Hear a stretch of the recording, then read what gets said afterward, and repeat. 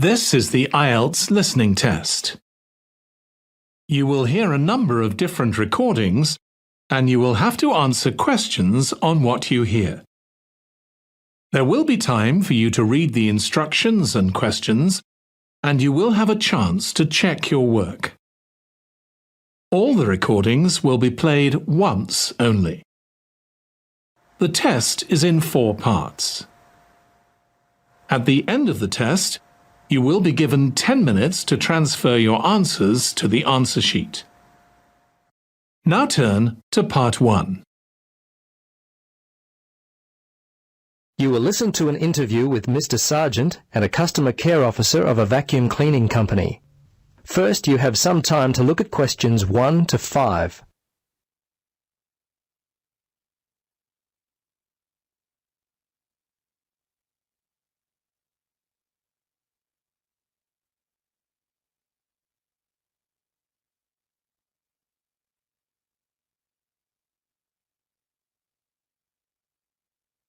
Now, listen carefully and answer questions 1 to 5.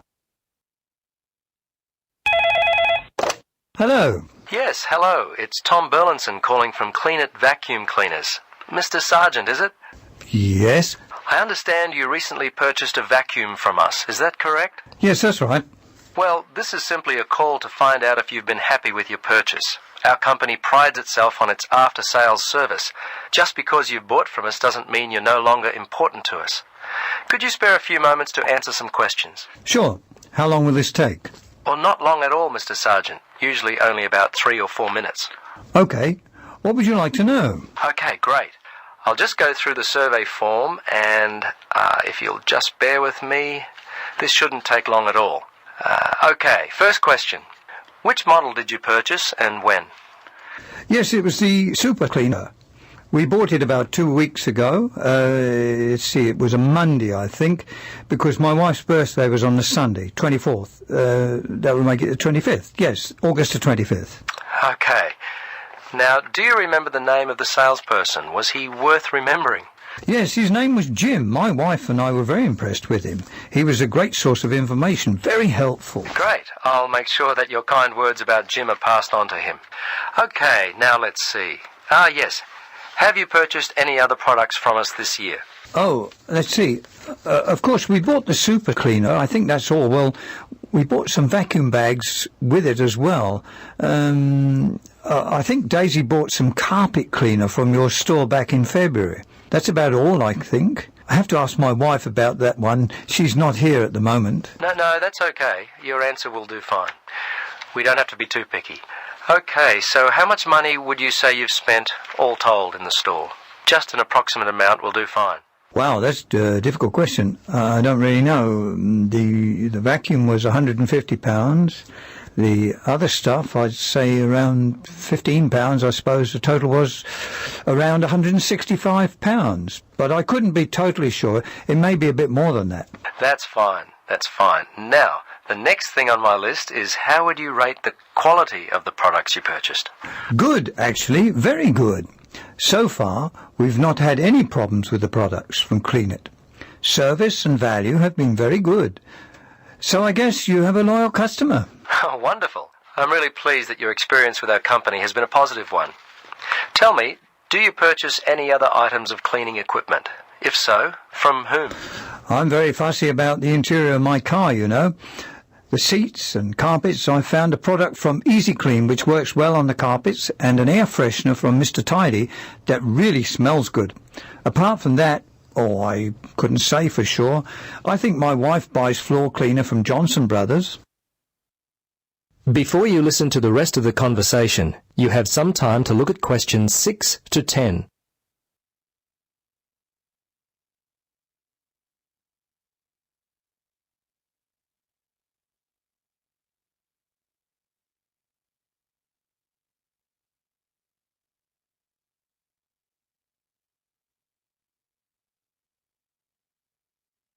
Now listen and answer questions 6 to 10. Well, we've just introduced a new line of car fresheners. You might like to stop by. We'll offer you a 20% discount.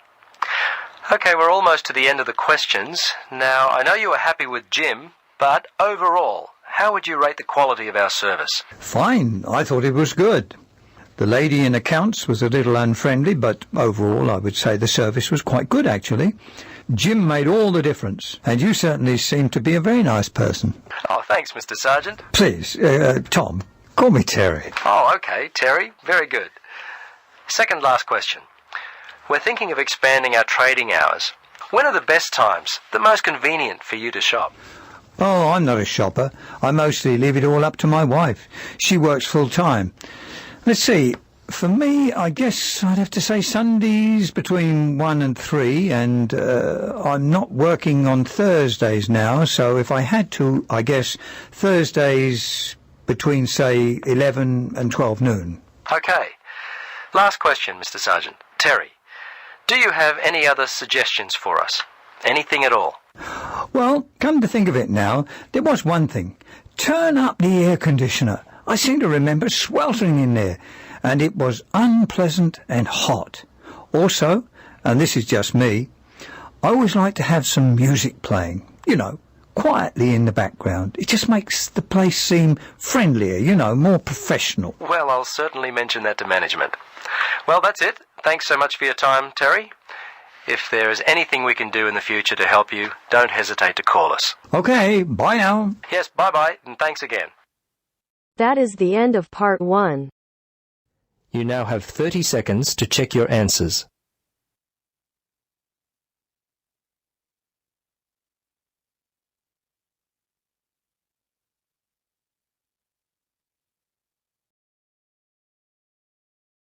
Now turns to part 2.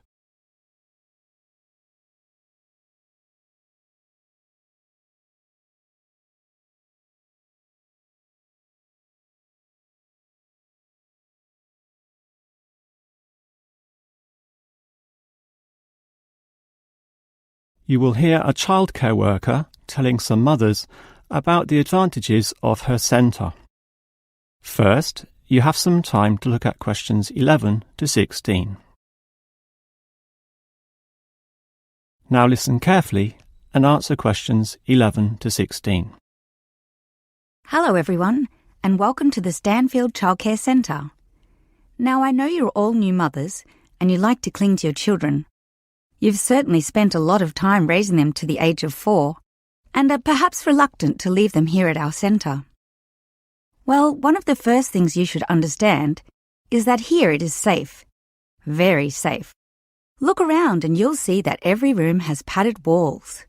Other centres have standard painted walls, but here we have invested a lot to ensure your children will not hurt themselves when running around and possibly tripping over. This padding extends around all corners. That is, the areas most likely to bruise and cut your active little child. So, you can rest assured that any accidents of a physical nature are not likely to happen here. Now, you don't want to dump your child at this centre and let them waste their time. You want them to learn, and that's one of the greatest assets of our establishment. Our staff are not only trained childcare workers, but all of them have a special skill which they can impart to your child. Whether it be teaching the ABC, some basic mathematics, artistic skills, or physical education. We are particularly known for our preschool literacy program and have a wealth of learning toys specially designed to develop your child's potential.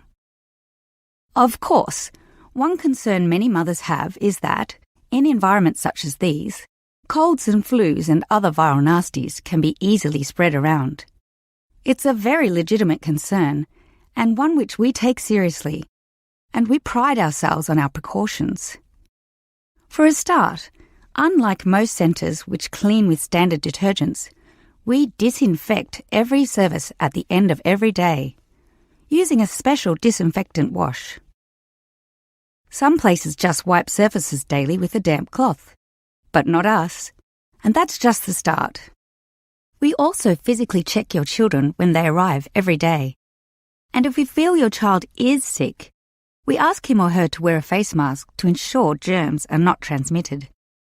If your child is noticeably sick, then we ask you to take them back home to recover. This might sound a little unkind, But we hope parents can understand that these measures are for the benefit of all. Before you hear the rest of the talk, you have some time to look at questions 17 to 20.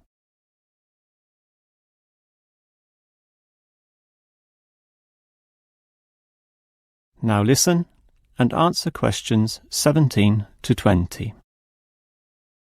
Now at Stanfield Childcare Centre, we have excellent childcare officers. And let me briefly introduce them. We have Susan, Andrea, Bella, Kathy, Lisa and Liz. They're all fully trained and come with some individual assets which make them even better. Bella, for instance, knows children very well, having worked here for 5 years, and Kathy has her own family, 2 little girls, so she can talk to you with first-hand knowledge of what it's really like to raise children. But getting back to Bella, she often relaxes here after work, spending long hours chatting to parents, as does Kathy in fact. But in terms of hours, nothing can compare to Andrea, who will sometimes spend the night here, staying in our overnight room. Why? Because this centre is very friendly and simply a great place to be. Bella, for example, used to be quite shy herself, but now is marvellous with the little kiddies, as outgoing as any of them. We let Kathy, though, deal with the particularly quiet and introverted children. Since having her own family, she knows what can really bring them out. Of course, what better way to do this than with yummy homemade cakes? And Kathy often gets these from Bella, who can make some of the best in town. Yes, everyone here brings something special, which is why we're one of the best childcare centres in the business. That is the end of part 2. You now have half a minute to check your answers.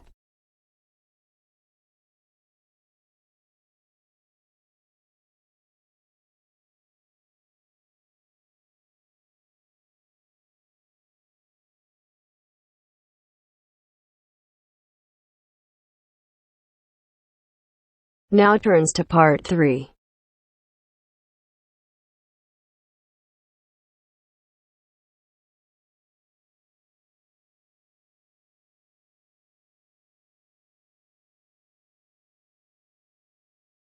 You'll hear 3 students discussing an assignment they are doing together.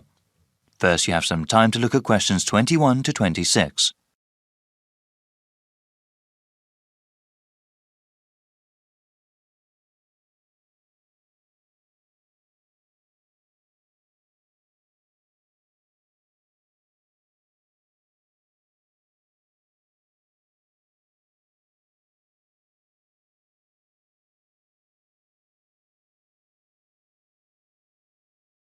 Now listen carefully and answer questions 21 to 26.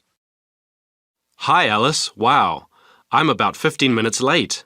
Sorry about that. The bus got stuck in a lot of traffic. You want to go over the presentation we have to do now, or get something to eat? No problem. There's always traffic at this time. Juan and I were thinking we could eat afterwards, so we could relax and enjoy our meal. Sounds good. So let's go over what we have to do again. Okay, well, since it's a long presentation, we'll work together on the different parts of it. What did we decide to call it again? I think it was Eastern European economies move towards democracy and capitalism. The professor said the presentation had to be how long? He said about 35 minutes. That is how long the 3 of us are supposed to present. Then there will be a 10-minute question and answer session. Any student or the professor may ask us a question regarding the topic. Our grade also depends on how well we do in that part. We also have to write a summary of our presentation, right? Yes, the summary of our presentation has to be submitted 1 week before our presentation date. It must be 500 words. How are we going to do the presentation?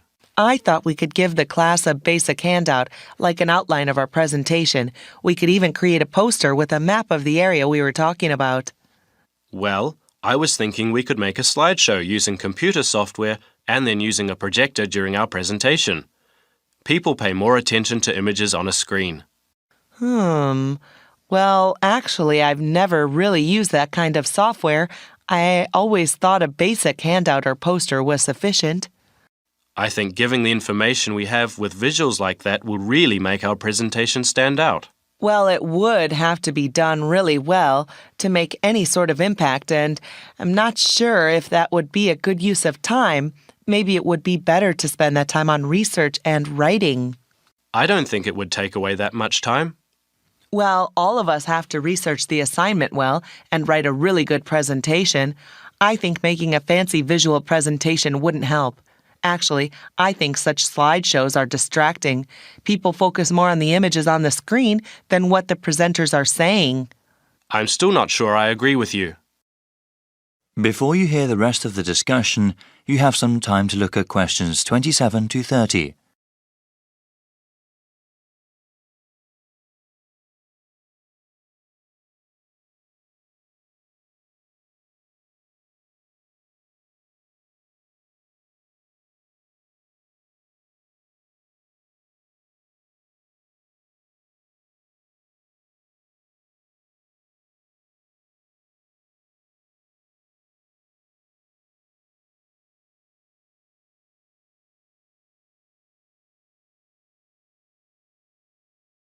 Now listen and answer questions 27 to 30. All right then, let's go through some of the reading material. What was the main text we had? It's called The Political Economy of the Former Soviet Bloc by Fovac. That's spelled F-O-V-A-C? Yes, that deals with the specific area of Europe we are researching. There is also An Economy in Transition by Smith. That one is published by the University Press. Well, the professor suggested another useful book, one that focuses on the leadership of those countries. Sometimes the personalities of those in power affected historical events. It's called Foisted into Power by Brown, published by the Academic Press in 2005. Well, we still have to plan out a few more things, but I am quite hungry now. Shall we get a snack before we proceed? Definitely. I'm getting a sandwich. I need some rice with lentil curry, that's for sure. Let's go to the all-campus dining center then. That is the end of part 3. You now have half a minute to check your answers.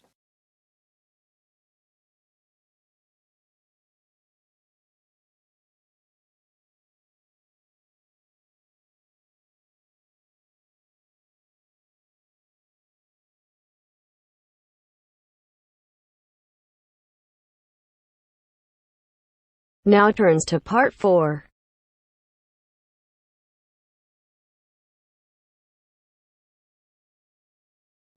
You will hear a talk on the importance of soil in organic agriculture.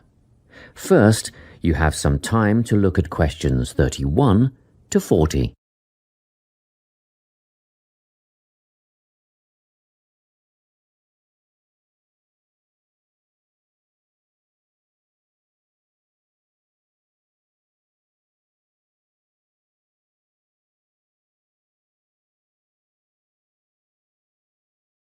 Listen carefully and answer questions 31 to 40. Welcome to this talk on soil science and organic farming. Dirt, soil, earth, loam, mud or dust, it doesn't matter what you call it, is of primary importance in the production of food and other crops. Most people think of it just as a substrate or medium in which plants grow, but it's more than that. It's actually a living entity. Or it should be if it's healthy, and human health is affected by the health of the soil. Healthy, living soil is literally crawling with life. There are the obvious earthworms, which burrow in the soil and help to aerate and improve it, beetles and other hard-backed insects, and various invertebrates like centipedes. Then there are fungi and bacteria, also living forms. Healthy soil needs food, air, and water to help plants grow. And the more nutrients in plants, the more available for humans and livestock. It stands to reason, therefore, that plants grown in poor soil will have few nutrients to pass on to the consumer, whose well-being will be worse off over the long term. So, where do plants get their nourishment? Most of it comes from the soil. Some nutrients are made up of minerals from the earth, while others come from dead plant and animal matter, which is broken down over time by the living insects and other organisms in the soil.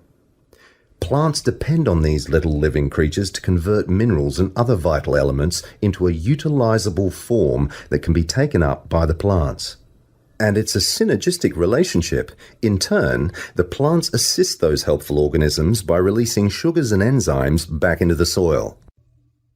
Before I go any further, let's take a look at the structure of soil. Now, if you look at the diagram, you'll see that soil is made up of many different layers. Let's start at the bottom. This is the bedrock under all the other layers. The layer above that is called regolith. Here, the bedrock is slightly broken up, but plant roots don't penetrate this layer. Moving up the chart to the next layer, we come to the subsoil, which contains clay and mineral deposits. On top of that is the alluviation or leaching layer. This is quite light in colour and is mostly just sand and silt. As we get near the surface, we find the topsoil. You'll hear a lot of talk about topsoil amongst farmers and other agriculturalists. It's the most important layer of all because it's where seeds germinate and roots grow. Now, at the top of the chart, you will see a comparatively thin layer. This is organic matter that is still in the process of decomposition. It mostly consists of leaf litter and humus. Just think of the surface of the forest floor, partly decayed leaves and twigs, that sort of thing. As you can imagine, good soil forms very slowly over time, but it can be lost very rapidly through erosion. And, in addition, soil quality can be affected by pollution due to anything from industrial waste to the artificial fertilizers used by conventional farmers, which have been shown to suppress the diverse life forms in the soil. This is why organic agriculture is the way of the future. Let's take a quick look at the conventional system, which is often based on monoculture, the production of a single large crop. It relies on chemicals for fertilizer and pest control. It is also becoming an increasingly common practice to use genetically engineered seeds. And more chemicals are used to control insects and fungi, which attack crops in storage and during transportation. Also, did you know that there is no requirement for conventional growers to maintain records of their production practices? Organic growers, on the other hand, choose the most environmentally friendly options for dealing with pests and disease problems, working towards prevention in the first place. Some of the strategies they employ include alternating the crops grown in each field, as opposed to monocropping. Because different plants add different nutrients to the soil, by rotating crops, the soil is naturally replenished. This can do away with the need for pesticides, because the problem insects' life cycles are naturally interrupted. Surrounding crops with green waste can not only conserve moisture in the soil, but it can prevent weeds from springing up, and it also feeds the beneficial microorganisms. When it's ploughed under, it feeds the soil by building more organic matter. Organic farmers often release beneficial insects as predators, which precludes the need for artificial pesticides. Animal manure, combined with green waste materials, correctly composted to kill pathogens and weed seeds, fertilizes the soil in a way that encourages life rather than suppressing it. And, by the way, use of manure in organic farming is highly regulated. In fact, all agricultural inputs are evaluated for their long-term effects on the environment, regardless of whether they are synthetic or natural. To sum up, organic farming is the only sustainable way of feeding the people on this planet and keeping both the planet and the people in good health. That is the end of part 4. You now have half a minute to check your answers.